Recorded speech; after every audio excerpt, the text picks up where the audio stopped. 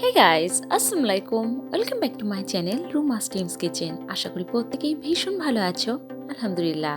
আজকে ভাপা পুলি বা ভাপা নারকেল পিঠে রেসিপি নিয়ে হাজির হয়েছি তোমাদের সাথে শেয়ার করে নেব বলে। চলো পুরো ভিডিওটি প্লিজ কন্টিনিউ করো।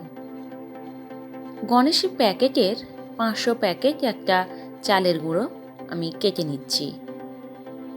যে কোনো চালের গুঁড়ো তোমরা ইউজ করতে পারো।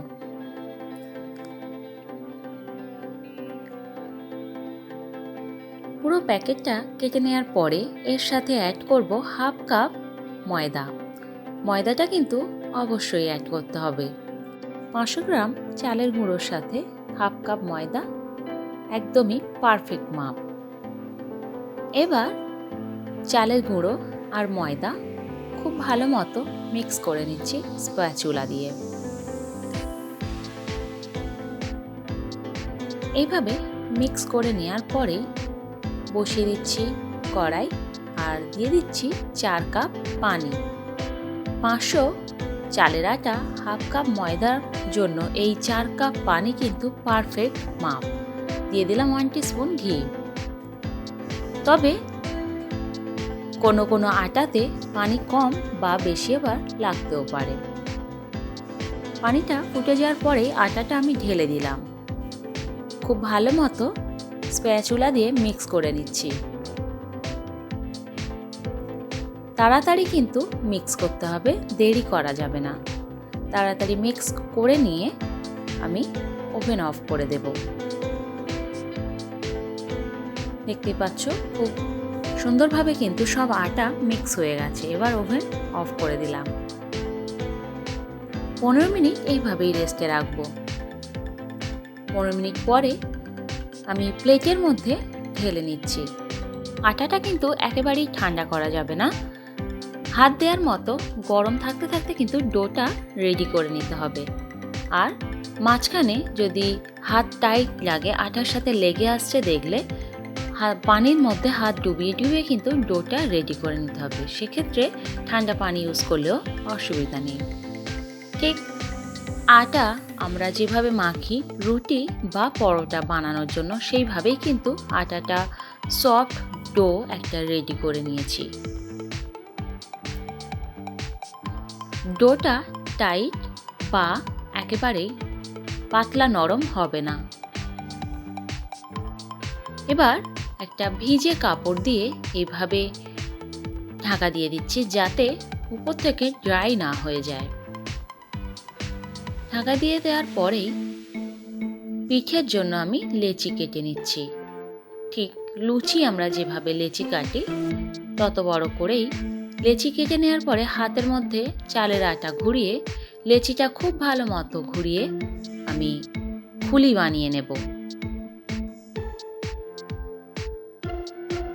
দুটো আঙুল, বুড়ো আঙুল ঠিক মাঝখান পজিশনে রেখে 4টে আঙুল এইভাবে দুটো হাত দিয়ে যদি ঘোরাতে থাকি তাহলে কিন্তু পারফেক্ট একটা বাটি শেপ রেডি হবে।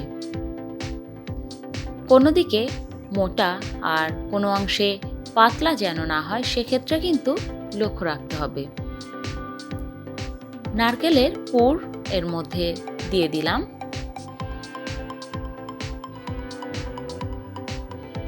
আর মুখটা ভালো মতো বন্ধ করে এটাকে তোমাদের পছন্দ মতো করে ডিজাইন করে নিতে পারো, নতুবা এরকমই চিপে প্লেনও রাখতে পারো, যেমনটা তোমাদের পছন্দ। আমার এই রেসিপিটি যদি তোমাদের ভালো লেগে থাকে তাহলে অবশ্যই do like, comment, share and যারা এখনও পর্যন্ত আমার চ্যানেলে নতুন সাবস্ক্রাইব করো, অবশ্যই পাশে থাকা বেল বাটনটি ক্লিক করে দাও। তাতে করে আমার ভিডিও আপলোড দেওয়ার সাথে সাথে তোমাদের কাছে পৌঁছে যাবে নোটিফিকেশান। এইভাবে নতুন নতুন রান্না রিকোয়েস্ট তোমরা আমাকে পাঠাতে পারো। কমেন্ট বক্সে লিখে অবশ্যই জানাও যে কোন রেসিপি তোমরা আমার থেকে জানতে চাও।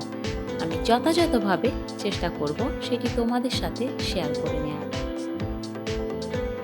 প্রত্যেকটা পিঠে কিন্তু আমি একইভাবে লেচি কেটে নারকেলের পুর ভরে মুখ বন্ধ করে রেডি করে নিচ্ছি। নারকেলের পুর রেসিপিটা এই ভিডিওতে দেয়া নেই, কারণ অনেক লেন্থি হয়ে যাবে, তোমাদের দেখতেও অনেক অসুবিধা হবে। তাই আরও একটি ভিডিওতে আমি পুরটা দেখিয়ে দেব।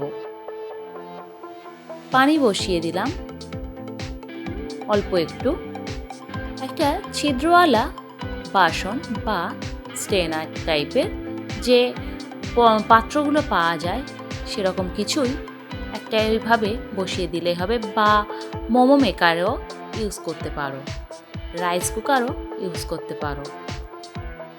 পিঠেগুলো এইভাবে সাজিয়ে দিচ্ছি, তবে অয়েল গ্রিস করে দিয়েছি আগে বাসনটাতে, যাতে পিঠেটা বাসনের সাথে লেগে না যায়।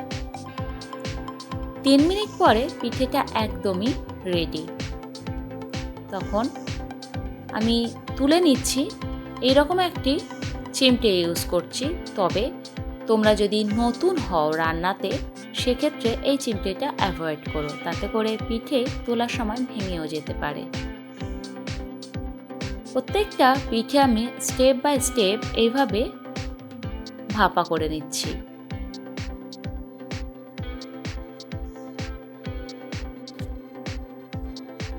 আশা করছি প্রত্যেকেই বুঝতেই পারছো পিঠেটা কতটা পারফেক্টভাবে রেডি হয়েছে। যারা নতুন রান্নাতে তাদের জন্য বলে রাখি, পিঠে খুবই সহজ একটি জিনিস। পিঠে একেবারেই কঠিন কিছু না, বরং রান্নার চেয়ে অনেক সোজা। তাই অবশ্যই ট্রাই করো। সবাই ভালো থাকো। আল্লাহ হাফিজ।